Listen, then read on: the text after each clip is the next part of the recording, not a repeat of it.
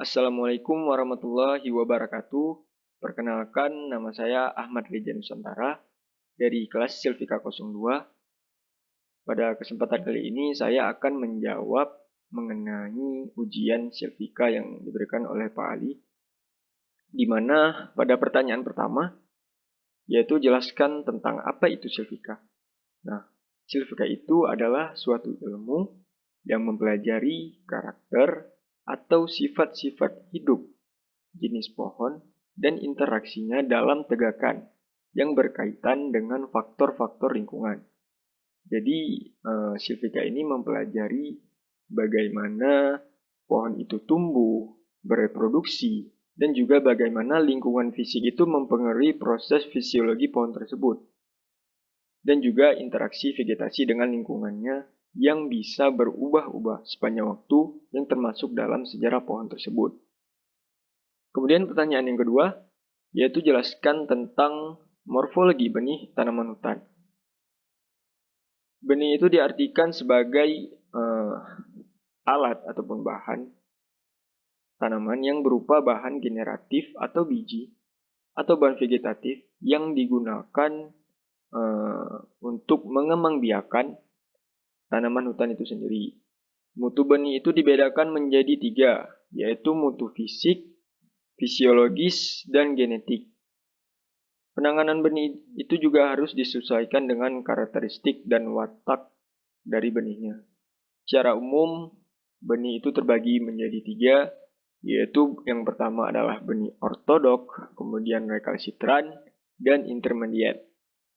Jadi benih ortodok ini adalah benih yang kadar airnya itu rendah. Jadi pelakunya itu dapat dikeringkan hingga kadar air sekitar 2% hingga 5% tanpa mengalami kerusakan.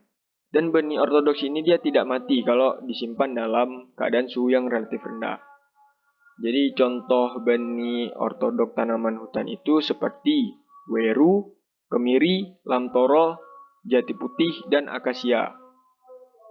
Selanjutnya benih yang kedua yaitu dinamakan benih recalcitrant. Ini adalah kebalikan dari benih ortodok. Jadi recalcitrant ini dia benih yang tidak mengalami proses pengeringan saat berada di pohon. Jadi benih ini tuh dia tidak mampu bertahan pada suhu dan tingkat kelembaban yang rendah.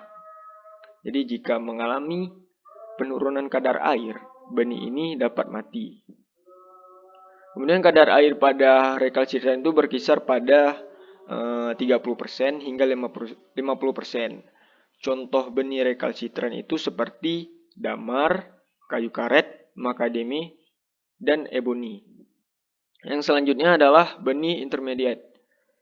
Benih intermediate ini dia merupakan perpaduan antara benih ortodok dan recalcitrant. Jadi wataknya itu walaupun kadar airnya relatif tinggi, namun benih intermediate ini dia masih mampu dikeringkan hingga kadar air tertentu dan dapat disimpan dalam waktu yang agak lama, umumnya itu sekitar kurang lebih dari 1 tahun. Contoh benih intermediate yaitu seperti kopi dan kelapa sawit. Selanjutnya pertanyaan ketiga yaitu tentang proses fotosintesis. Fotosintesis itu sendiri merupakan sebuah proses tumbuhan untuk menghasilkan makanan dengan bantuan 4 unsur, yaitu yang pertama karbon dioksida, air, sinar matahari, dan juga klorofil. Jadi reaksi keempat unsur inilah yang diubah atau dihasilkan menjadi oksigen dan zat makanan. Jadi proses fotosintesis itu kan terjadi di daun. Nah, di mana unsur yang pertama dalam proses fotosintesis itu adalah air. Kemudian sumber air itu dari mana? Yaitu dari dalam tanah yang diserap oleh akar. Dan akar itu akan menyebarkan air melalui jaringan xilem dan floem ke seluruh organ tumbuhan. Salah satunya itu adalah daun. Kemudian unsur yang kedua yaitu karbon dioksida. Karbon dioksida ini diperoleh dari udara yang masuk melalui stomata. Nah, letak stomata itu berada di bagian bawah daun. Kemudian proses fotosintesis ini akan terjadi ketika klorofil pada daun itu menangkap sinar matahari. Lalu sinar tersebut digunakan untuk mengubah air dan karbon dioksida menjadi gula dan oksigen. Nah, gula itulah yang menghasilkan buah yang kita sering konsumsi sehari-hari dan juga oksigen yang kita hirup. Kemudian pertanyaan yang keempat adalah jelaskan tentang proses respirasi tumbuhan. Jadi ada beberapa tahapan dalam proses respirasi. Di antaranya yaitu yang pertama adalah ketika tumbuhan itu menyerap oksigen dari udara bebas yang ada di lingkungan sekitar, kemudian terjadilah proses transportasi gas-gas secara keseluruhan yang berlangsung secara difusi. Kemudian oksigen masuk dalam sel tumbuhan mengalami difusi, yaitu melalui ruang antar sel, sitoplasma, dan membran sel. Dan dihasilkanlah karbon dioksida yang dikeluarkan dari sel tumbuhan melalui proses difusi tersebut.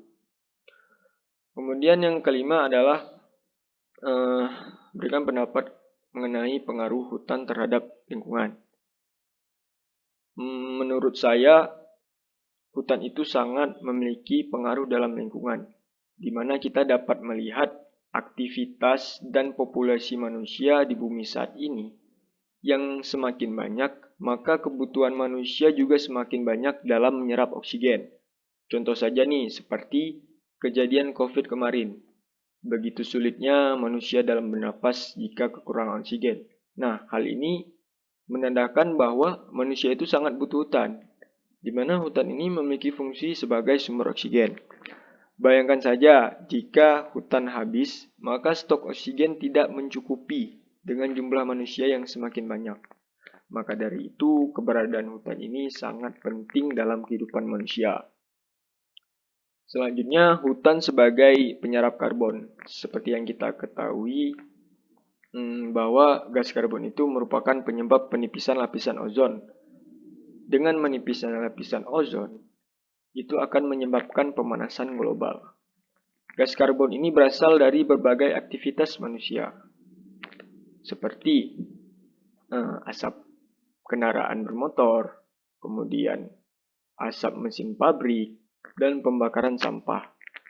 Dengan adanya hutan, maka gas-gas karbon tersebut dapat dinetralisir dan diserap sehingga jumlah karbon di udara semakin berkurang.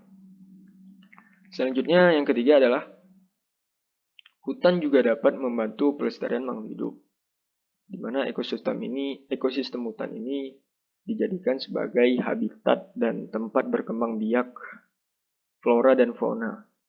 Sebagai contoh, hutan itu kan dapat menahan angin sehingga hewan seperti lebah terlindungi saat melakukan penyerbukan. Itu salah satu contohnya. Kemudian yang keempat yaitu adalah ekosistem hutan ini dapat mengatur tata air dan juga sebagai penyimpan cadangan air. Bisa dibayangkan bagaimana jika hutan rusak fungsinya sebagai penampung air hujan. Mungkin kerusakan hutan ini akan menyebabkan terjadinya banjir di saat musim hujan saat ini yang sedang kita alami. Dan juga bisa mengalami kekeringan di lahan pertanian karena tidak bisa menyimpan cadangan air. Pada akhirnya kita sangat butuh hutan, maka dari itu hutan sangat berpengaruh dalam lingkungan. Mungkin itu saja pendapat saya mengenai pengaruh hutan terhadap lingkungan. Semoga video kali ini bermanfaat bagi teman-teman. Dan jika ada kekurangan dan kesalahan, saya mohon maaf. Saya akhiri. Wassalamualaikum warahmatullahi wabarakatuh.